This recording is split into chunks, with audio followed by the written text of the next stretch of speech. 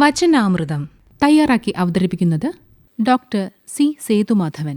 വിദ്യാഭ്യാസം എന്നത് കേവലാർത്ഥത്തിൽ വിദ്യ അഭ്യസിക്കലാകുന്നു. വിദ്യയും അഭ്യാസവും ചേർന്നതാണ് വിദ്യാഭ്യാസം.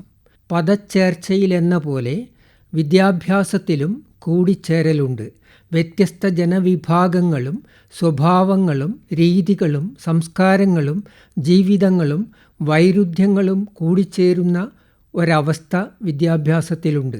വ്യത്യസ്ത ധാരകൾ ചേർന്ന ഏകത്വമെന്ന തത്വത്തിൻ്റെ പ്രതീകമാണ് വിദ്യാഭ്യാസം. ഇതാകട്ടെ സംസ്കാരങ്ങളുടെയും ചിന്തകളുടെയും മൂല്യങ്ങളുടെയും സത്തയാകുന്നു. ഈ സത്ത വിശാല മനസ്സോടെ ഉൾക്കൊള്ളുന്നവനാണ് വിദ്യാസമ്പന്നൻ അഥവാ വിദ്യാധരൻ. വിദ്യ ലക്ഷ്യമാകുന്നു. അഭ്യാസം അതിലേക്കുള്ള മാർഗവും. ലക്ഷ്യം ഒന്നേ ഉള്ളൂ.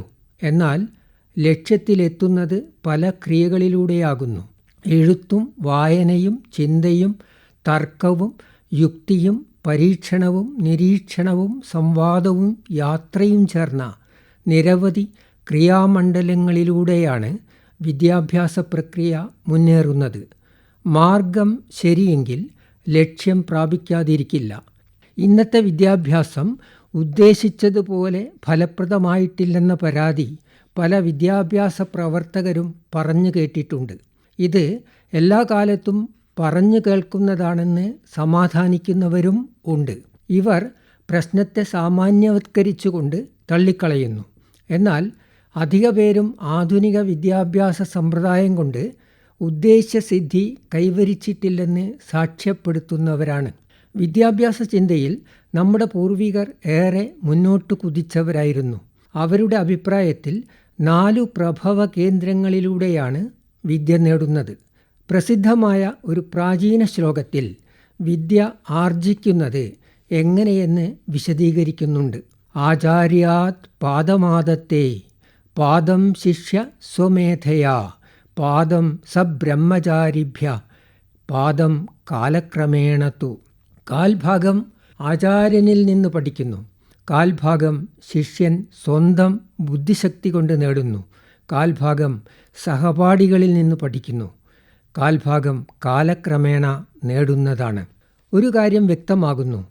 പുരോഗമനവാദികൾ കുറ്റപ്പെടുത്തുന്നതുപോലെ പ്രാചീന വിദ്യാഭ്യാസം അധ്യാപക കേന്ദ്രീകൃതമായിരുന്നില്ല. വിദ്യയുടെ കാൽഭാഗം മാത്രമേ അധ്യാപകനിൽ നിന്ന് ലഭിക്കുന്നുള്ളൂ. ബാക്കിയെല്ലാം ശിഷ്യൻ സ്വപ്രയത്നത്തിലൂടെയും സാമൂഹിക ഇടപെടലുകളിലൂടെയും ആർജിക്കുന്നതാണ്. അധ്യാപകനും വിദ്യാർത്ഥിയും ചേർന്നു വരുമ്പോൾ വിദ്യാധനം പകുതി ആർജിക്കലായി. മുമ്പുകാലത്ത് ഗുരുകുലത്തിൽ താമസിച്ചുകൊണ്ടാണ് വിദ്യാഭ്യാസം നടത്തിയിരുന്നത്. അതിനാൽ ശിഷ്യൻ്റെ ജീവിതത്തിൽ എപ്പോഴും ഗുരുവിൻ്റെ ദൃഷ്ടി പതിഞ്ഞിരുന്നു. അവരുടെ ജീവിതം തുറന്ന പുസ്തകം പോലെ ആയിരുന്നു. സത്യസന്ധമായിരുന്നു, ശുദ്ധിയുള്ളതായിരുന്നു.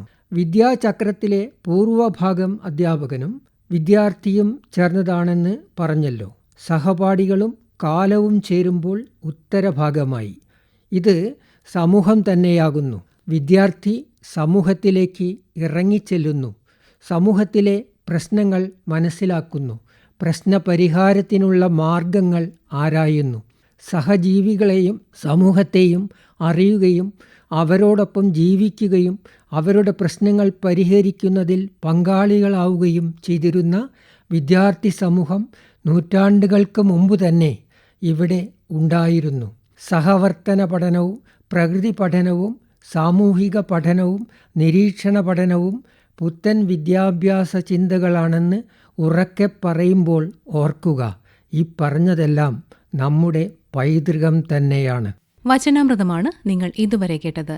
തയ്യാറാക്കി അവതരിപ്പിച്ചത് ഡോക്ടർ സി സേതുമാധവൻ.